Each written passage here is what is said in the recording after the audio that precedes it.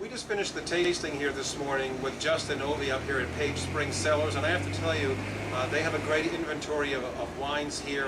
Yummy, delicious wines, really impressive, and a great effort, Justin.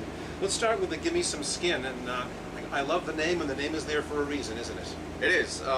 Typically with a white wine, you don't ferment on the skins, and the reason you don't ferment on the skins is because it can offer these bitter flavors from the tannins you'll find in the whites. With reds, it's a non-issue. You want that tannin in a red wine because the flavors in reds generally are much bigger, brighter, and the tannins don't overwhelm the flavors. But on a white, the flavors are a lot more delicate, so if you have any sort of bitterness there, you run the risk of overwhelming the wine with those tannins. But if you balance it just right, you can get a more expressive wine by just fermenting on the skins a little bit. And Eric describes it, I love it, as turning the volume up to 11.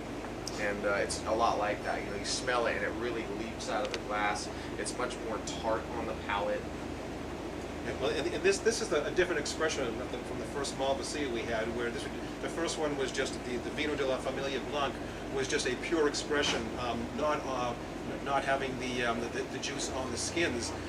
This has a little bit more of a full, turned up status to it. So same grape, just slightly different changes. Right, and what'll be interesting is for me personally, the one that was not aged on the skins is drinking a little better now. I'm getting a little more complexity out of that wine, but the one that's aged on the skins, like a red, has the chance to become a more interesting wine over time. It's going to develop because of those tannins as it ages. The La Serena, which is the next wine, and that's a wine that I think you said has not been quite released yet, but that one is just a lovely combination of Viognier, Marsanne, Roussanne, and those three grapes together just produce a blockbuster, floral, buttery, beautiful wine. Yeah, very floral, nice and viscous on the palate. It's full-bodied without being overwhelming, not oaky. Very floral, very elegant. You know, this to me is the lady in the gown. You know, coming through the ballroom. It is very, very elegant. Compared to the first two, which were very fruity, upfront, very bright, this one is much more subdued as far as the nose and the palate goes, but the viscosity is undeniable there. Gorgeous wine. I agree. I agree entirely. The 09 Mule's Mistake, I have to ask you, is there a story behind the Mule's Mistake name? There is. Of course, knowing Eric, I would assume that.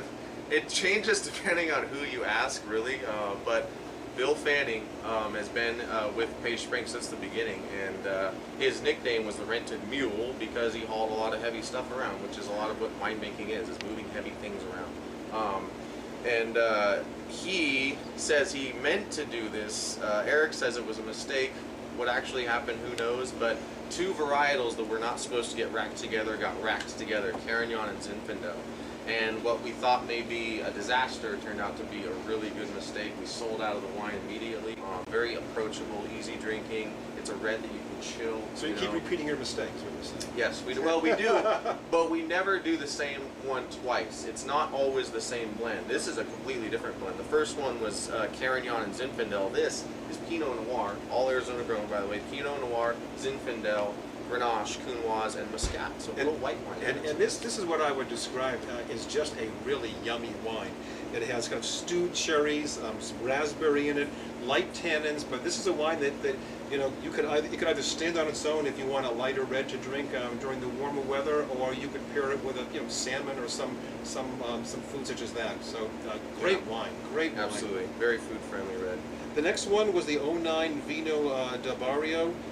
That was a blend, I believe, of Mourvedre and Cabernet Sauvignon. Primarily, those two grapes make up 55% of the blend. There's 10 varietals here, and this is essentially our house red.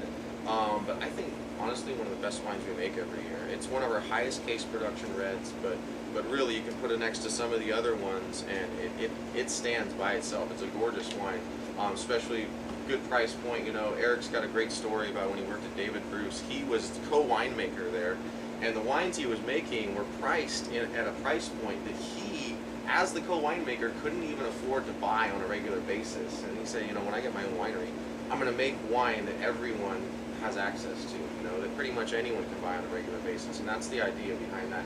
Good quality, medium-bodied, fruit-driven dry red. Yeah, it has a little bit of spice in there though too, so it's a great combination.